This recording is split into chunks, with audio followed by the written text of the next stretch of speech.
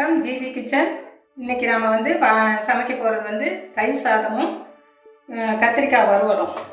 Oil வந்து ஒரு 4 spoon ஊற்றிக்கோங்க, 3 4 தேவைக்கேற்ப ஊற்றிக்கோங்க. கடுகு, உளுத்தம்பருப்பு, சீரகம் தாளிக்கிறதுக்கு போட்டிருக்கேன். 4 பெரிய கத்திரிக்காயை கொஞ்சம் கட் பண்ணி போட்டுக்கோங்க. மஞ்சள்தூள் கொஞ்சம் போட்டுக்கோங்க. இது கொஞ்சம் வந்து தண்ணியெல்லாம் வற்றி கொஞ்சம் கத்திரிக்காய் சூடும். தயிர் சாதம் ரெடி பண்ணுறோம். இப்போ தயிரை முதல்ல போட்டு வச்சுக்கலாம் தேவையான அளவுக்கு. குழம்புத்தூள் 1 ஸ்பூனு, மிளகாத்தூள் 1/2 ஸ்பூன் எடுத்து வச்சுருக்கிறேன். தேவையான அளவு உப்பு போட்டுக்கணும். இப்போ கேர்டு ஃப்ரைட் ரைஸுக்கு நம்ம ரெடி பண்ணிடுவோம். தாளிக்கிறதுக்கு தேவையான ஆயில் ஊற்றிக்கோங்க. ஒரு 3 ஸ்பூன் ஊற்றிக்கிறேன். கடுகு 1 ஸ்பூனு, சீரகம், உளுத்தம்பருப்பு 1/2 ஸ்பூன் போட்டிருக்கேன்.